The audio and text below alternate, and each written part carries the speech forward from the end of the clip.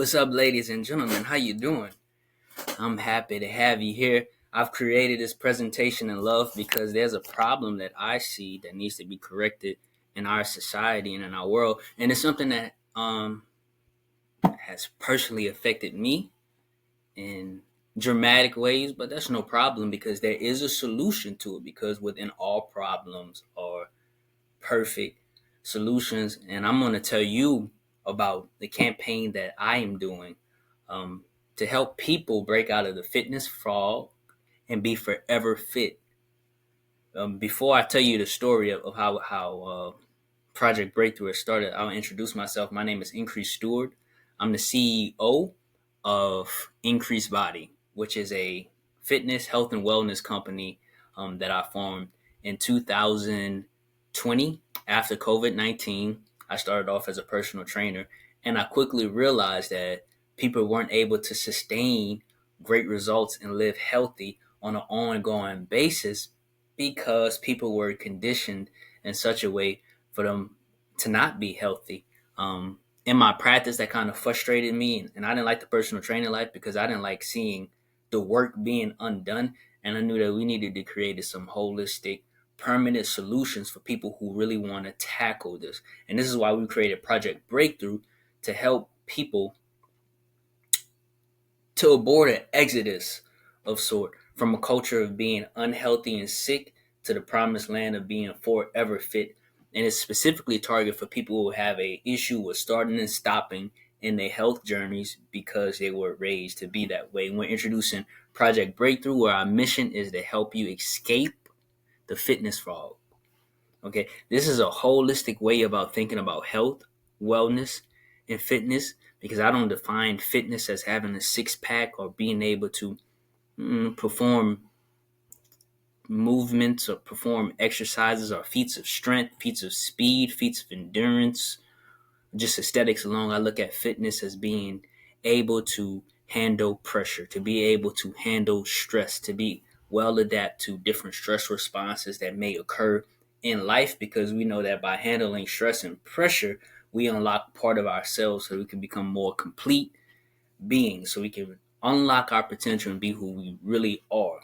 So this presentation is going to show you some of our process in Project Breakthrough, how we help people get over the fitness fog, get out of the land of Egypt, which is dishealth, disunity, and unhealthy generational cycles, to take the Exodus, cross over the Red Sea, and find themselves in the promised land of being forever fit emotionally, mentally, spiritually, and communally.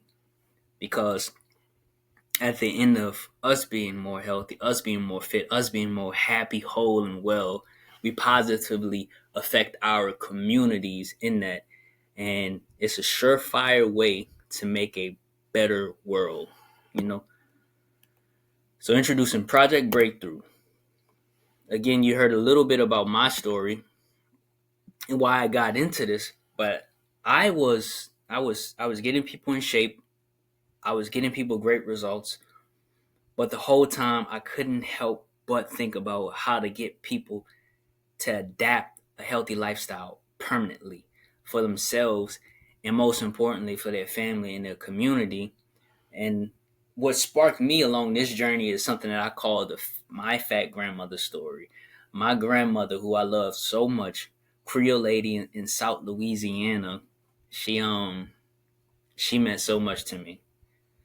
And like a lot of us, she was a big mama. My fat grandmother was overrated. And I remember being a kid, the way that she demonstrated and showed love for us was by cooking for us. And I loved the way that my grandmama cooked. I have this distinct memory of being in love. My head was huge, this little nugget head, wobbly, super excited kid underneath her kneecaps, just watching everything that she's doing in the kitchen. And she was cutting homemade fries. They smell so sweet. I could smell them right now. And she was making Creole fried chicken. It was amazing. And what was more amazing about it was the care and attention that she put into her food. She was the one that taught me how to eat in my early years, and she was the one that taught me to love myself in my early years. Now, all the joyful times I had with my big mama, There were some times where, while she was doing these acts of love for us, being our caregiver, I would see her in visible pain, grabbing her wrists. Her ankles were swollen. She had rheumatoid arthritis, diabetes. I always seen her with a crap ton of pills on the counter. And it got so bad that it was easy for her. It was more rewarding for her to pass on than to continue to live in a sick body. Now I became a young man, um, very focused on achieving my goals and being the best possible man I could be. And I found myself working in a nutrition shop at GNC, and it was super fascinating with me because I'm a very curious person. I like to learn, and I was learning all these things about health and wellness and about the human body. And I was into working out at the same time, so I was loving the results I was given. I was loving the stories I was hearing from people who were coming inside the shop, and I was loving helping people get healthier and seeing the ramifications of their life in so many ways by being healthier. I seen that confidence grew. They were making more money. They had better relationships with people. They liked themselves better. It was transformative. I loved it so much. I remember this conversation I had with this older black gentleman who came into the store, and he was looking for black seed oil, a type of oil to help deal with inflammation inside of the body, because he also had, at the point in time, type 2 diabetes and rheumatoid arthritis. Well, he had type 2 diabetes. And him learning how to reverse that was part of his regimen to get more healthier. So he came into the store, we got to talking, and he expressed in gratitude how he reversed type 2 diabetes. And he completely changed his body, he completely changed his health. And the relief that I seen on the man's face, it inspired me because he lit up as if he was levitating like 10 feet off the ground. That's how much he lit up. He was that light as he was talking about how he changed his body. And he said, I wish most people knew more about health. They wouldn't have to suffer. And I wish they changed the way that they thought and just did things differently like I did. They wouldn't have to suffer. Now, when this man started telling me this story, it registered in my mind at that moment, oh snap, my grandmother had type 2 diabetes and all these problems. And if somebody was there to tell her, she wouldn't have to die. And this light went off my head, and pain also invaded my experience. And I realized that my family and people I'm around in my community are suffering because of their ignorance. And from that point on, that's when I devoted my life to help people live healthy. And that's what started this whole journey. I'm going to tell you a little bit more about what we do at Project Breakthrough and our process. It's a hero's journey, because here's a fundamental theme about life, and this is about all of us. This is about the human experience. We come into our bodies and we're facing limitations, and there's this constant urge in us for us to grow, go to the next level, fulfill our potential, have new experiences, meet new people, conquer things, let ourselves loose, overcome. And it's a part of us becoming who we really are. It's a part of our evolution. It's my belief that God and the universe is an expansive light, an expansive force. And all of us have within us this seed that wants to grow like the oak tree.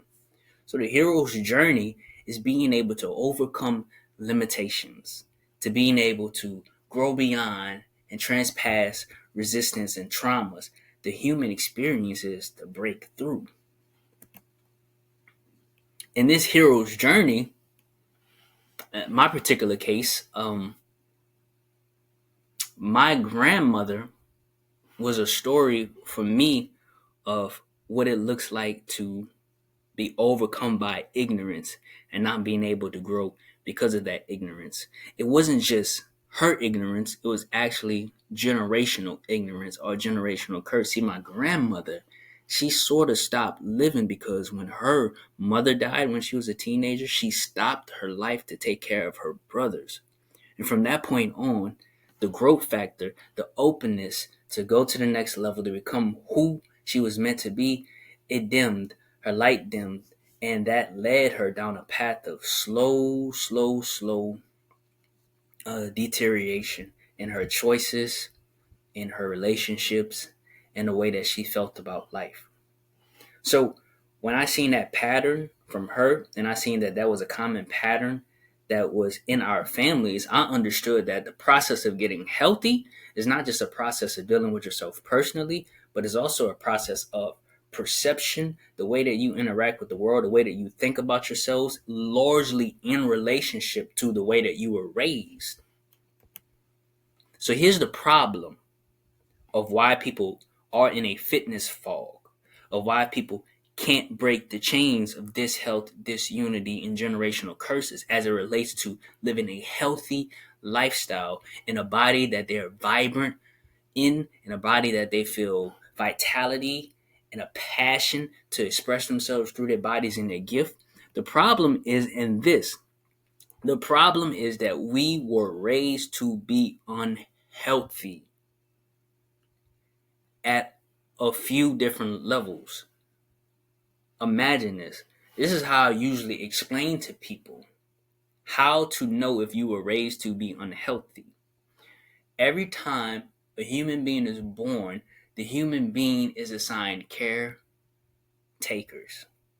There's no baby who comes into this world that is not relying upon another person.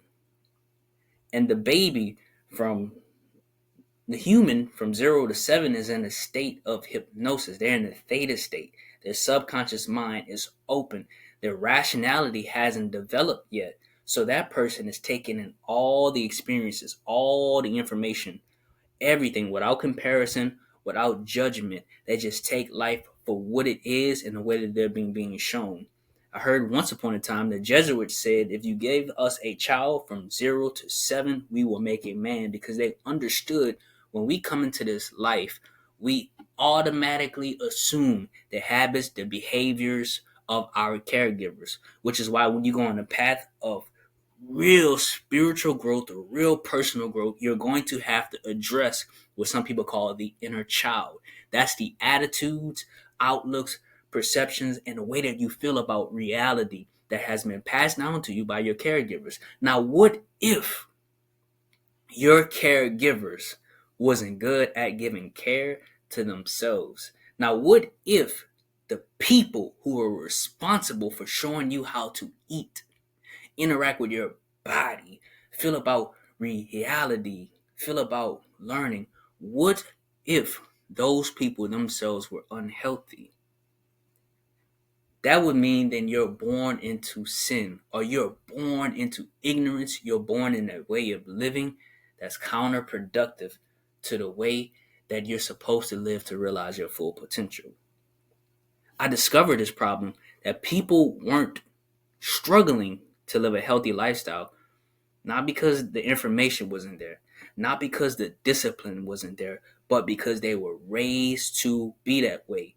And the mental tools, the emotional tools, and the type of equipment a person needs to have to transform themselves and to undo that process, the mass majority of society is completely ignorant of it.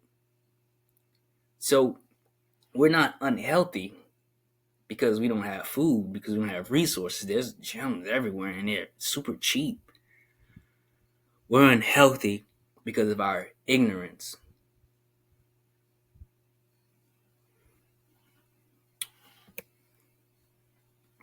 So the problem with why people struggle to live a healthy lifestyle and really make the permanent change from dying and sick to forever fit is not because of a meal plan. It's not because of a fitness plan. And I'm really here to tell you it's not because of a fitness plan, because fitness is so easy.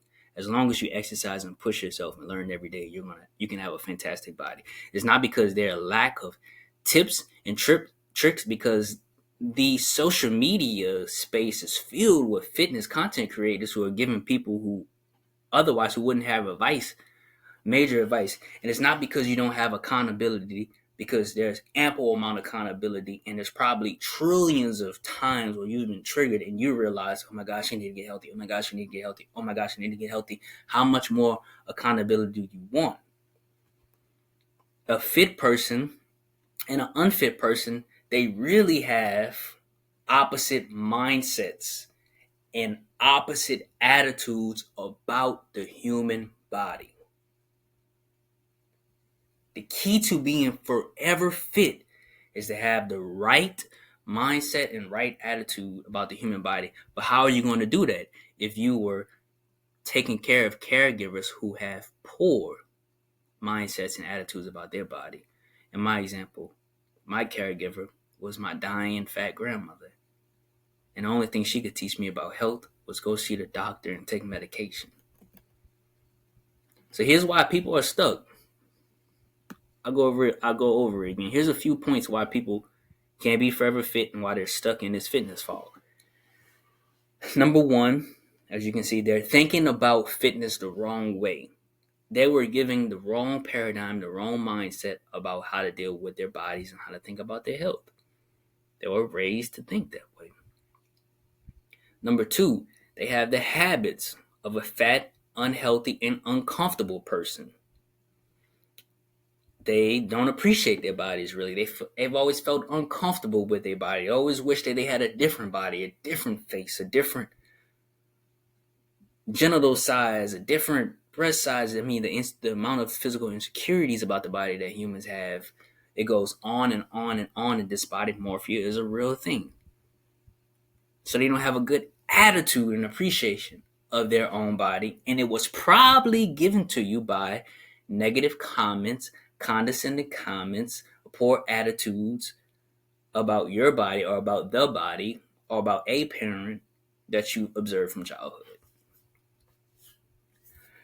People are stuck because they need new ideas about their body. The lack of education or understanding of self doesn't allow anyone to elevate and experience the potential that's inside of them. And people need a totally new mental program about their body. And that sums it up. People are stuck because they are in need of a new mental program about their body because their caregivers gave them a type of program that is unproductive. And obviously, we all know the program is unproductive by the results that we're having and also by the results that our caretakers are having. So here's how you get stuck. We talked about why you get stuck. Let's talk about how you get stuck. So the reason you're stuck is because you don't have the necessary consistent action behind what you want.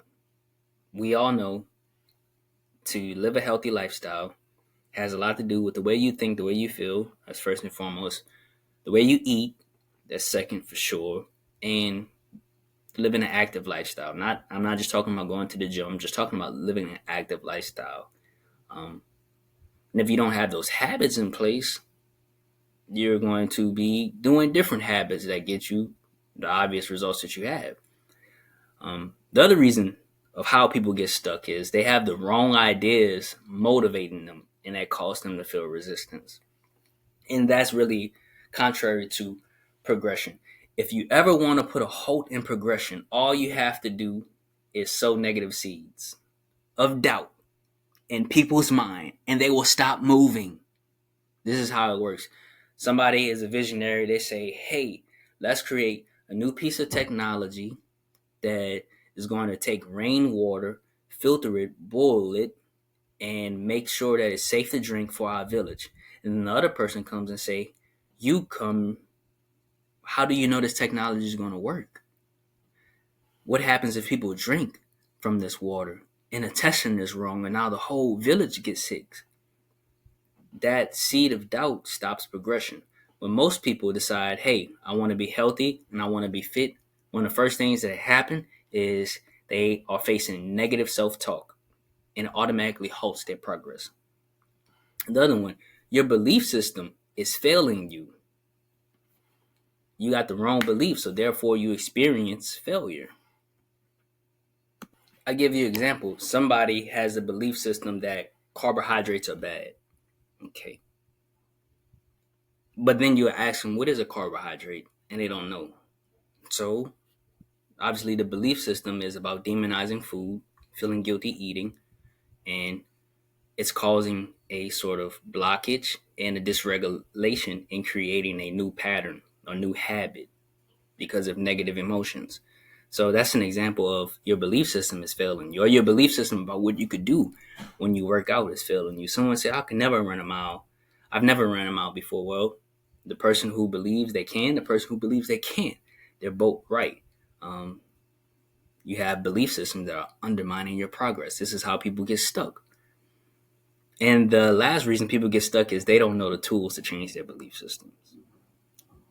In other words, they don't know how to put together a mental program to transform the way they think, the way they feel about their bodies, to undo the negative program that's been given to them by their caregivers. Let's talk about what has you stuck. Okay? You're stuck because you're trying to change your behavior without changing your attitude. And that's not how it works. Behavior is the way that you have yourself be, but the way that you have yourself be is according to your reality, your attitude, or the way that you relate to reality. And that's the secret. So at its core, we have to work on our I am. We have to work on our core beliefs about who we are and what type of world that we live in. And this will change our behaviors. A case in point, people love to use this illustration. I love it as well. If you take an elephant and you tie a rope to its ankle, since the elephant was a baby elephant, when the elephant grows and there's no longer a rope there, the elephant will not travel. How can it change his behavior if his attitude just continues to tell him that he's stuck and he's unable to change? Well, remember we talked about maybe your caregivers gave you the wrong attitude about your body and about health. And so changing your behaviors are futile because it's out of alignment. You have to create a new attitude. And your attitude are your feelings, your ideas, and your actions about life. So you can't skip that process. Another thing that may have you stuck is you are skipping the first step. You have to change your nature, then act in a new way to form new sets of behaviors. In other words, when you're talking about being a forever fit person after being a stuck person for a long time, you're really looking in the mirror of your mind at a new person. And that new person has a revitalized, reformed nature and way of interacting with him herself. So we're going to talk about what we show people how to do on a mental aspect, as well as providing people with nutrition guidance and workout guidance and community and stuff. We're going to talk to you about how you can transform yourself from the inside out by creating a new mental program. Here's a solution, and it's beautiful. Look, I know it's beautiful because, I've lived it, and I can tell you from this side, after crossing the Red Sea, it's quite wonderful. Okay. All sustainable success relies upon a healthy and progressive process. Right? Here's the order of business. The first thing you have to do is recreate your nature. These are your core beliefs, your perceptions about reality and your own body, and your attitude about life and your own body. If you're a negative person, you'll never be forever fit. Right? If you're a person who carries a lot of emotional weight, you'll never be forever fit. We first have to recreate our nature to be light, to be wonderful people, to be active people, to be ambitious, inspiring people, and very positive people. So phase one of this is to revitalize your self-image. One of the biggest breakthroughs in the 20th century in psychology was the concept of the self-image, and it's really an old concept, but it was reintroduced to Western culture. And to sum it up, what it simply means is like the old adage says, so as a person thinks about themselves in their heart, that's who they are.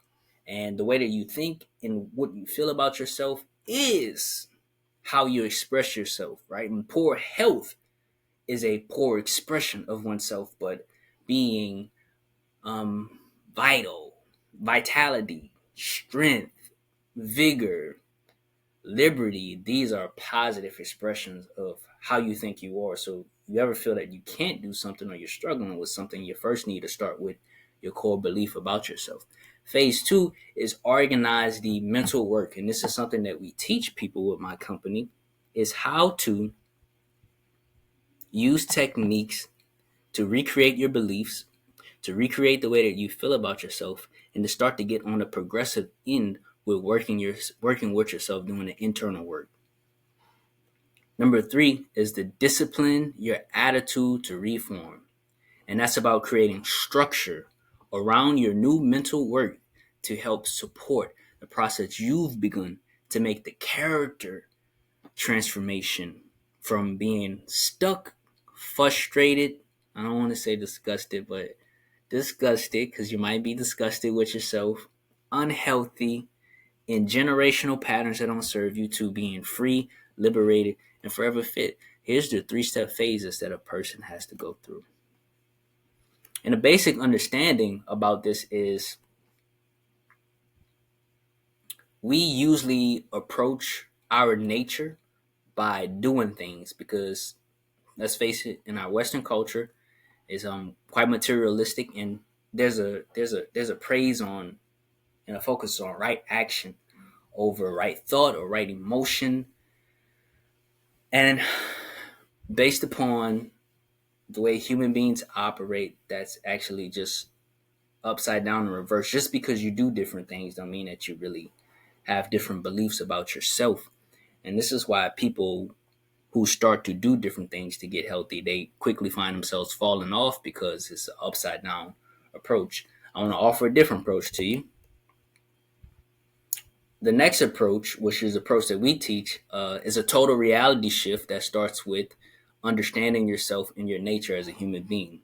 So at the center of it is an assumption, which means that at the center of it is a belief that you have about yourself. The belief that you have about yourself have you be or behave a different way, and those behaviors attract different thoughts, so you think differently, and by thinking differently, you take different actions. I call this God's way. I call this nature way of basic understanding of human psychology and emotion and how that filters into human behavior and physiology. So what we do here is we attack the nature. We attack the nature by changing the beliefs, the attitudes, and then the behavior, so that way you can experience permanent change through a reality shift and not a temporary band-aid of a meal plan, a workout plan, new fitness gears, new coach every year, da da da da da. We're working at the subconscious mind level. First thing we're going to do is we're going to address the DNA. That's your intelligence within your own body. You're going to learn about DNA. You're going to learn about your soul. You're going to learn about the experience, your thoughts, and your emotions. You're going to be able to transform your subconscious mind or your human nature through proven techniques that helps a person do that.